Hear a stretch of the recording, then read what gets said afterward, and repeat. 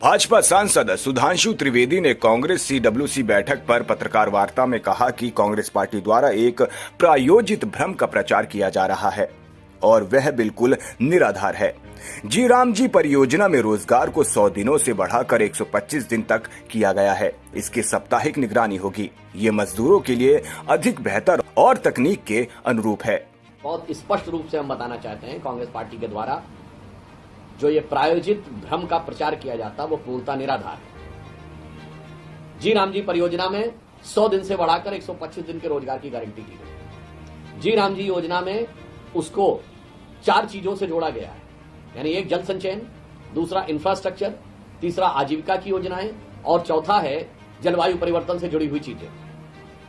तीसरी काम यह किया गया है कि उसको निर्णय ग्राम पंचायतें ही लेंगी, परंतु पीएम गतिशक्ति जैसे बड़े कार्यक्रमों से जोड़ा गया है ताकि आसपास के गांवों को यह भी पता रहे कि 4 गांव दूर या 10 गांव दूर यहां पर क्या चीज डेवलप हो रही है, ताकि उसके अकॉर्डिंग वो अपना प्लान कर सके। तीसरा बड़ा परिवर्तन यह किया गया है कि उसकी वीकली मॉनिटरिंग होगी, यानी अब यह संभव नहीं है कि अचानक कोई साल भर के बाद कह दे कि हमने इतना किया था, हमारा इतना पेमेंट हो गया।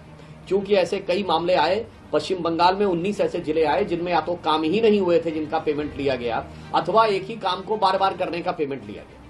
तीसरा, बायोमेट्रिक व्यवस्था की व्यवस्था की गई, अर्थात जो कार्य करने वाला श्रमिक है सीधे उसी को मिलेगा, उसके नाम पर कोई धोखाधड़ी के द्वारा यह नहीं संभव है कि काम 50 लोग करेंगे और पेमेंट 100 लोगों का मिल जाए।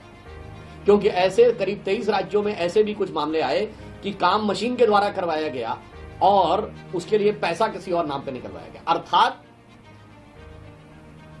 मजदूरों के लिए अधिक बेहतर, तकनीक के अनुरूप, पारदर्शी और ईमानदार व्यवस्था स्थापित करने का काम जो देश के आधारभूत संरचना में अपना उपयोगी योगदान दे सके, वह कार्य करने का काम किया है। इसके अतिरिक्त एक और काम किया गया जो 60 दिन के लिए ये राज्यों को अधिकार दिया गया है कि उनके राज्यों के फसली सीजन के अनुसार जब भी उनकी फसल की कटाई या बुआई हो तो उस समय वो इस योजना को रोक सकते हैं, ताकि स्थानीय गांवों में ही उन श्रमिकों को बगैर बाहर गए हुए रोजगार अवसर मिल सके, यानी 125 + 60 दिन। और यहां पर एक और बात भी बताना चाहता हूं, इसका अधिकांश लाभ छोटे और मझोले किसानों को मिलेगा जो 86% है इस देश में, क्योंकि वो गांव के बाहर से या किसी दूसरे जिले से या दूसरी जगह से लाकर अपने खेत में श्रमिक उपलब्ध नहीं करा सकते। गांव से उपलब्ध श्रमिक ये दोनों के लिए, छोटे किसानों और गांव के श्रमिकों दोनों के लिए लाभकारी है। परंतु यहां पर यह समस्या है कि कांग्रेस पार्टी जिसने मनरेगा को